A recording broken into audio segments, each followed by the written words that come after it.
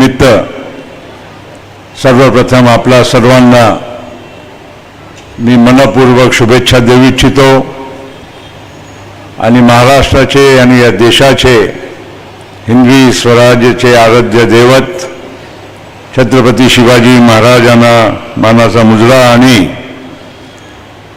शाहू फुले आंबेडकर आणि यशवंतराव चव्हाण ज्यांच्या विचारावर आपण या महाराष्ट्र आणि देशाला घडवण्याचं काम केलं आहे त्यांना सर्वांना मी अभिवादन करतो।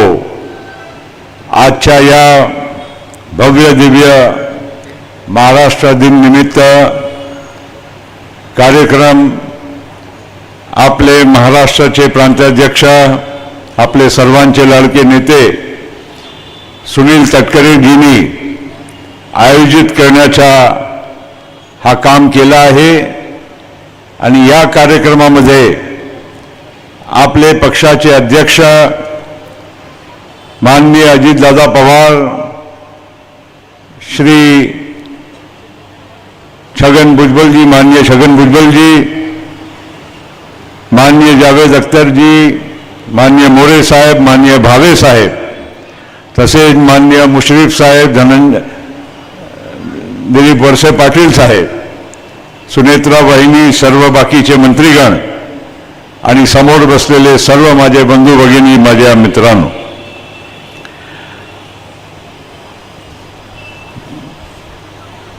माझा जिल्हा गोंदिया हा महाराष्ट्राचा शेवटचा जिल्हा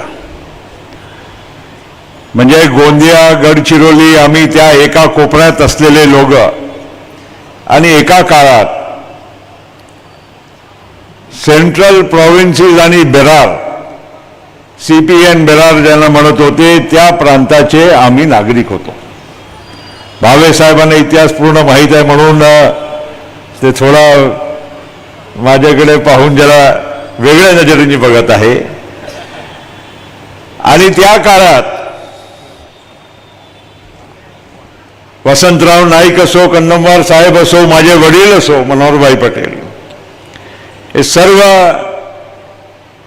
CPN बेरारच्या विधानसभेचे ते सदस्य होते। आणि जसा भुजबळ साहेबांनी महाराष्ट्राचा इतिहास कसा घडला गेला, महाराष्ट्राची निर्मिती कशी झाली, एका काळात निजामच्या हैदराबाद स्टेट बरोबर काही भाग होता, काही कर्नाटकचा काही हिस्सा होता, काही आपला बॉम्बे स्टेट, गुजरात आणि मुंबई महाराष्ट्राचा काही हिस्सा होता। आणि जेव्हा मराठी भाषिक राज्याची निर्मिती करण्याचा विचार झाला आणि त्यांना मान्यता मिळाली तेव्हा विदर्भ ज्या CP बेरारमध्ये अख्खा छत्तीसगड होता आणि इथे महाकौशल जबलपूर पर्यंत होता, त्या भागाला महाराष्ट्रामध्ये समावेश करण्यात आला। आणि अभिमानाची गोष्ट ही आहे, दादा तुम्हालाही कदाचित इतिहास माहीत नसेल पण भावे साहेबांना नक्कीच माहीत असेल की ज्या काळात महाराष्ट्राची निर्मिती झाली आणि पहिला मुख्यमंत्री कोण याचा विचार जेव्हा झाला, अख्खा विदर्भाचे सर्व आमदार मंडळींनी यशवंतरावजी चव्हाणच्या मागे त्यांची शक्ती उभी केली आणि यशवंतरावजी चव्हाण त्या निमित्तानं महाराष्ट्राचे पहिले मुख्यमंत्री झाले। हा विदर्भाचा पण गौरवशाली इतिहास आहे। आणि आज महाराष्ट्र एवढा 65 वर्षामध्ये प्रगती करत करत आज देशाच्या सर्वात प्रगतिशील आणि समृद्ध राज्य म्हणून ओळखलं गेलं आहे। आज सकाळी एक कार्यक्रम समारंभामध्ये जेव्हा पंतप्रधान होते, महाराष्ट्राचे मुख्यमंत्री म्हणत होते की या देशामध्ये 1 ट्रिलियनची इकॉनॉमी महाराष्ट्राला आम्हाला लवकर करायचं आहे आणि जगामध्ये महाराष्ट्रासह देश 3ऱ्या क्रमांकावर जाणार आहे, तेव्हा आपला तुमचा माझा महाराष्ट्र, आपला मुंबई त्याचा किती मोठा योगदान आहे हे आपल्याला विसरता कामा नये। आणि त्यामध्ये बळीराजाचा योगदान असो, मजदूरांचा असो, उद्योजकांचा असो, बाहेरून आलेले आमचे जावेद अख्तर साहेब सारखे आमच्या मित्रांचे असो, सगळ्यांचा योगदान या महाराष्ट्राला आज इथपर्यंत आणण्यामध्ये आहे। आणि त्यामुळे आज खऱ्या अर्थानं आज महाराष्ट्राचा विकास जर आपण पाहत आहोत प्रत्येक क्षेत्रामध्ये आपण झेप घेतलेली आहे. पण दुसऱ्या बाजूला 1 ट्रिलियनची इकॉनॉमी झाली तरी भावे साहेब तुमची जी सूचना होती अतिशय मौलिक होती की आजही माझा माय माऊलीला तिथे गावामध्ये भांडे असा उचलून म्हणजे घरामध्ये पाणी आणावं लागते, ते अजूनही आपल्यासाठी दुःखाची गोष्ट आहे.